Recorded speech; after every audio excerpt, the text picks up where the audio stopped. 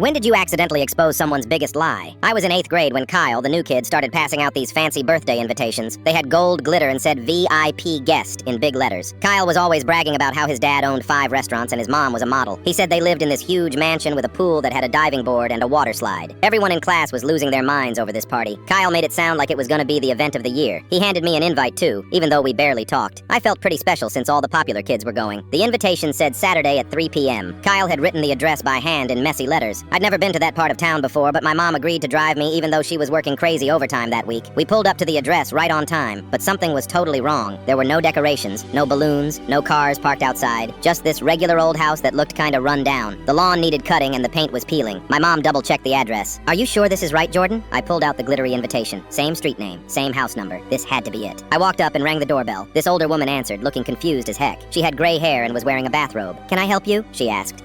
Hi, I'm here for Kyle's birthday party. He invited me." The woman just stared at me. "Kyle? I don't know any Kyle, sweetie." My stomach dropped to my feet. My mom stepped up behind me and asked again, thinking maybe the woman misheard, but she shook her head and said no party was happening at her house. No Kyle lived there either. I felt my face get hot with embarrassment. We apologized and walked back to the car. I texted Kyle immediately. "Hey, where's the party? This address doesn't work." No response. I tried calling, straight to voicemail. The whole ride home I kept thinking maybe I read the address wrong. Maybe Kyle wrote it wrong. But deep down I knew something was off. Monday came and I expected Kyle to be absent or have some crazy excuse. But there he was at his locker, talking loud to anyone who would listen about how epic his party was. He was going on and on about the DJ, the hot tub, even a mechanical bull his dad rented. I walked up to him during lunch. "Kyle, what happened Saturday? I went to that address and nobody knew you." His face went pale for like half a second. Then he laughed it off. "Dude, you must have gone to the wrong house. The party was insane. Ask anyone who was there." But that's when Emily walked over. She'd been listening. "Wait, what address did you give out?" "Because my mom and I went to the one on your invitation and knocked on the door. Same thing happened. Some old lady said no Kyle lived there." Kyle started stammering. "That's weird. Maybe you guys both wrote it down wrong." Then Jake joined in. "Bro, I tried to go too. My dad drove me around that whole neighborhood looking for a party. Nothing. More kids started gathering around. One by one they admitted they'd tried to find the party. Ashley said she drove past the address 3 times. Ben said his older brother even went inside a few houses on that street asking about Kyle. Nobody found a party. Nobody found Kyle's house. The lunchroom got super quiet. Kyle's face was bright red now. He kept trying to laugh it off, saying we all must have gotten the address mixed up somehow. But there were like 15 kids who all went to the same wrong address that he'd handwritten himself. "So where do you actually live?" I asked. Kyle mumbled something about how his family was moving and staying at a hotel temporarily. Then he grabbed his backpack and practically ran out of the cafeteria. After lunch, word spread fast. By the end of the day, everyone knew there was no party, no mansion, probably no restaurants or model mom either. The next morning, Kyle didn't show up to school, or the day after that. Our teacher, Ms. Garcia, pulled me aside on Wednesday and asked if I knew why Kyle hadn't been coming to class. I told her about the party situation. She just nodded and said Kyle's grandmother had called to say he was transferring to a different school. Turns out Kyle had been living with his grandma in a tiny apartment across town. No mansion, no pool, no wealthy parents, just a kid who was embarrassed about his situation and thought lying would help him fit in.